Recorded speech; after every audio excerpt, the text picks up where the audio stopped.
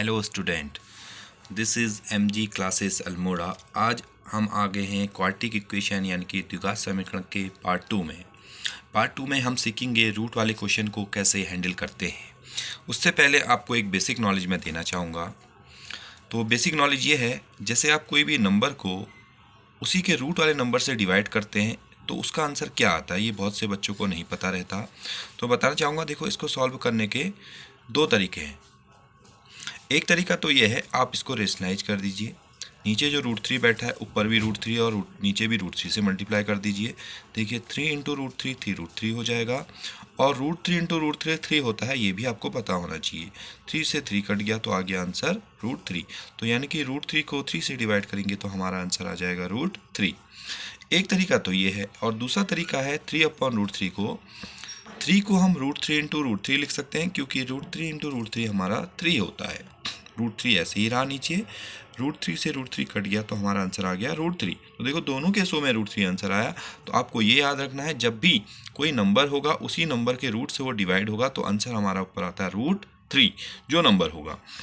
अब देखिए दूसरा कॉन्सेप्ट ये है, जब भी एक नंबर होगा और उसी नंबर का रूट वाला होगा, वो प्लस हो या माइनस हो, तो हमेशा √3 कॉमन आएगा। क्या आएगा?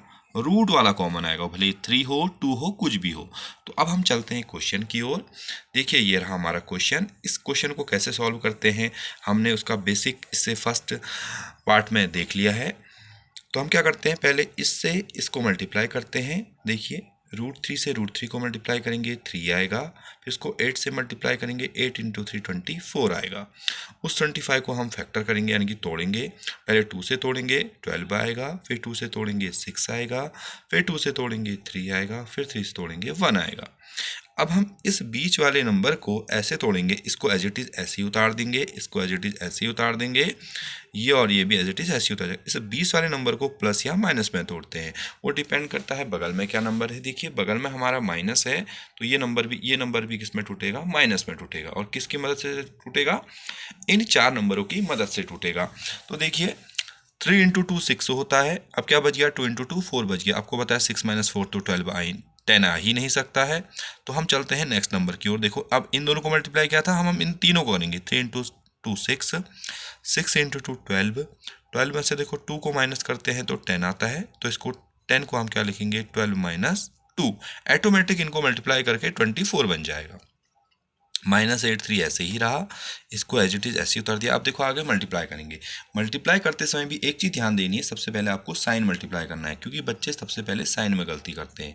प्लस और प्लस प्लस लिखना है, 12 × x 12x लिखना है, प्लस माइनस माइनस लिखना है, 2 × x 2x लिखना है, फिर इसको एज इट इज़ ऐसे ही उतार देना है। अब देखिए इसमें कॉमन लेने में दिक्कत होती है।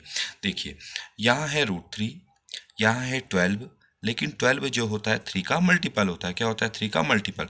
तो 12 को क्या लिख सकते हैं हम? 3 × 4 लिख सकते हैं। तो अभी मैंने बताया था √3 और 3 में हमेशा क्या कॉमन आएगा? √3 कॉमन आएगा। x² और x में क्या कॉमन आएगा? x कॉमन आएगा। फिर हम क्या करते हैं, इससे इसको डिवाइड करते हैं। देखिए एक x से एक x कट जाएगा, √3 से √3 कट जाएगा तो x बचा। फिर प्लस देखो 12 को हमने 3 × 4 में तोड़ दिया। अब देखो ये मैंने बताया था √3 से अगर हम 3 को डिवाइड करेंगे तो क्या आता है? √3 आता है, और 4 बच गया तो 4√3 हो गया, क्योंकि x से x कट गया। अब देखिए माइनस और माइनस में माइनस कॉमन आ गया, 2 और 8 में 2 कॉमन आ गया, और अब देखो और कुछ कॉमन नहीं आया। तो हम क्या करेंगे, इससे इसको डिवाइड करेंगे। माइनस से माइनस कटा, 2 से 2 कट गया, x बच गया। माइनस से माइनस गया, 2 से 8 बार 4 गया तो 4√3 आ गया। अब देखिए ये दो फिर से कॉमन आ गए, x + 4√3 इनमें से कॉमन आ गया तो क्या बच गया? 3√x - 2 बच गया। अब क्या होगा? एक बार ये 0, एक बार ये 0। अब देखिए x + 4√3 ये 0 के बराबर होगा, तो यहाँ से देखिए प्लस है, प्लस उधर जाके माइनस हो जाएगा, तो ये आ गया। वैसे ही ये देखिए ये मल्टीप्लाई में है, ये माइनस में है, तो हमेशा मल्टीप्लाई और माइनस में माइनस वाला पहले उधर जाता है, तो माइनस वाला उधर जाके प्लस बन गया। ये मल्टीप्लाई में है, उधर जाके डिवाइड बन गया, तो आपके ये दो रूट आ गए। अब हम चलते हैं नेक्स्ट क्वेश्चन की ओर। नेक्स्ट क्वेश्चन है 3√7x² + 4x -√7 = 0। वैसे ही करेंगे हम, इससे इसको मल्टीप्लाई करेंगे। देखिए रूट वाला रूट से मल्टीप्लाई होगा, √7 इंटू √7 7 होता है, 7 को 3 से मल्टीप्लाई करेंगे 21 आता है। 21 को हम तोड़ेंगे, 3 और 7 में टूटेगा, देखिए 3 7 जा 21, 7 7 जा 7 1 जा 7 आता है। तो देखिए ये किस में टूटेगा, इसके बगल में जो नंबर बैठा है उसके साइन पे डिपेंड करता है, बगल में क्या साइन बैठा है, माइनस बैठा है, तो ये भी माइनस में टूटेगा और नंबर ही यहाँ 2 है तो ऑब्वियस बात है इन दो नंबर में ही टूटेगा, 7 - 3, तो हम इसे 7 - 3 लिख देंगे। अब हम फिर से इसको एज इट इज ऐसे ही उतार देंगे, इसको मल्टीप्लाई करेंगे, plus plus plus 7 into x 7x plus minus minus 3 into x 3x, इसको एज इट इज ऐसे ही उतार देंगे।